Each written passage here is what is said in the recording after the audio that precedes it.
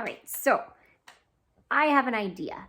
I got this new cool block set for Caleb and Levi, and I thought, why not just share it with all of you as well? So today was the first day of December. So these new blocks here, these are called Advent blocks. Advent means coming. And December is a super cool month because we celebrate the coming of someone very, very special in December. Does anybody know who that would be? Not Santa, although you may think so, because it's also fun to celebrate with presents at Christmas time and to look forward to Santa coming and bringing us fun things. But there's someone much, much cooler that we celebrate coming in December, at the end of December, on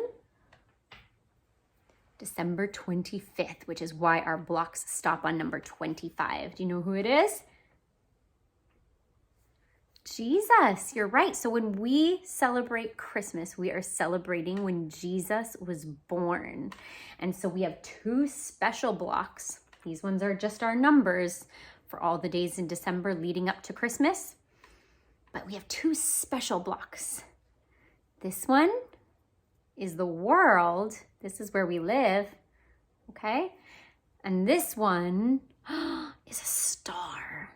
And this is supposed to symbolize the light of the world, which is another way we can refer to Jesus. And so on Christmas, when we celebrate Jesus's birthday, we are celebrating the light of the world coming to be with us on earth. Isn't that amazing? So today was the first day of December. And every day leading up to Christmas, we are going to read a little something in this book called The King is Coming. The King is Coming. Who do you think the King is? Jesus, you're right.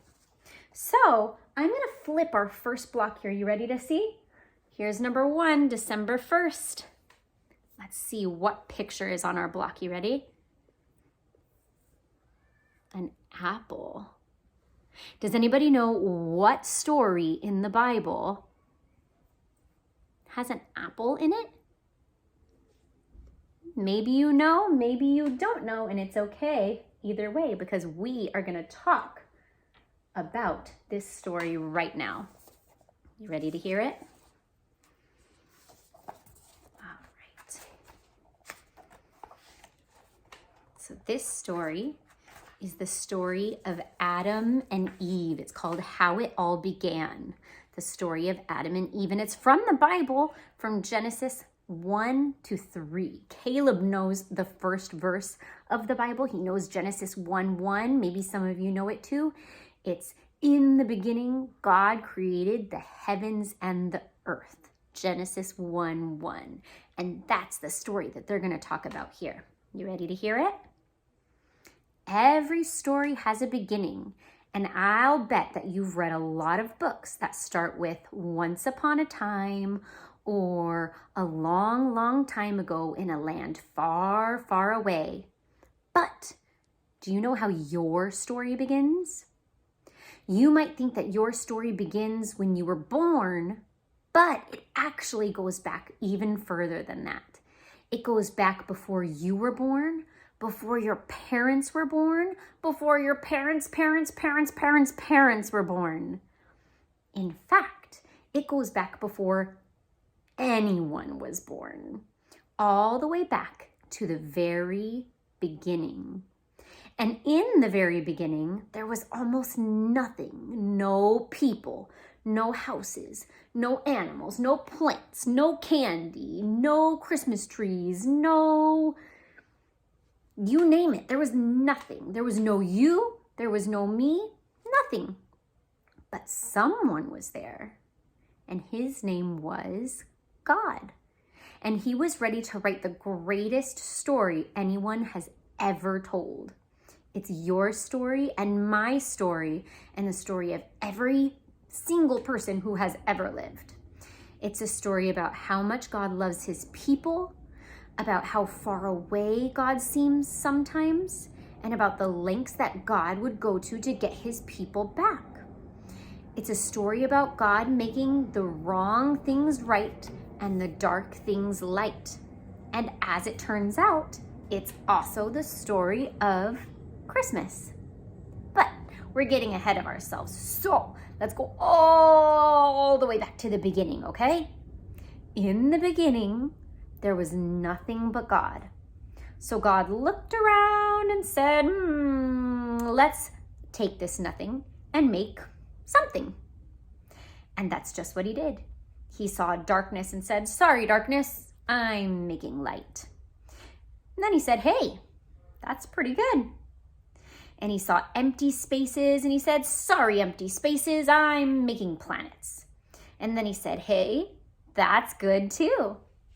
And he saw an empty earth and he said, sorry, boring old empty earth, I'm making meadows and mountains and tiny creeks and enormous oceans, daffodils and dragonflies, hydrangeas and hippos. And then he said, hey, all of this is good. And last of all, he made the best part. Can you guess what the best part is? People. God made a man named Adam and a woman named Eve, and they were special because God made them to think like him and to act like him. So God said, this isn't just good, this is really super duper good. And Adam and Eve were like children to God, so it was no surprise that the first thing they heard him say was, I love you. Adam and Eve lived every day with God in the garden he made for them called Eden, until something went wrong. Does anyone know what that is? Let's find out. God had told Adam and Eve that they could eat fruit from all the trees in Eden except for one. He said, don't eat from this tree or the world will fill up with wrong and with darkness, and death will come very close, and I will seem very far away. But there was a snake in the garden who lied to Adam and Eve. That's right, a talking snake. It's crazy, huh? It's not wrong, the snake said, and death won't come close at all. Just one bite. What's the worst that could happen? Eve picked the fruit and ate some, and so did Adam. They chose their way over God's way, which is what we call sin. They didn't listen to God. They said, I don't believe you, God. I think I know what's best. And that's what we call sin. They made a bad choice. And immediately everything changed. God knew what had happened and his heart began to break. He was so sad. He went to check on Adam and Eve, but all they wanted to do was hide. They didn't want to see him anymore, so God gave them the terrible thing that they wanted, to go away from God and to make their own choices and think of what's good for themselves instead of what God told them is good. God sent Adam and Eve out of the garden and away from him. And in the years to come, when life was hard and when the ground was hard and when the world was filled with wrong and with darkness, Adam would think back to that garden. And he would remember the day when God was with him and with Eve. We'll find out more tomorrow. They have a little poem that leads us into tomorrow. You want to hear it? It says, but outside the garden, God seemed far away. So Adam and Eve began to hope and to pray. God, will you bring us back one day? God, will you come back to stay? We'll find out more of the story of how Jesus comes to earth tomorrow. I hope you guys like this. I hope that you listen and that you realize that there's a little bit more to this season and to Christmas than presents and Santa. And I hope you enjoy listening to the coming of Jesus with me. Love you all. Bye-bye.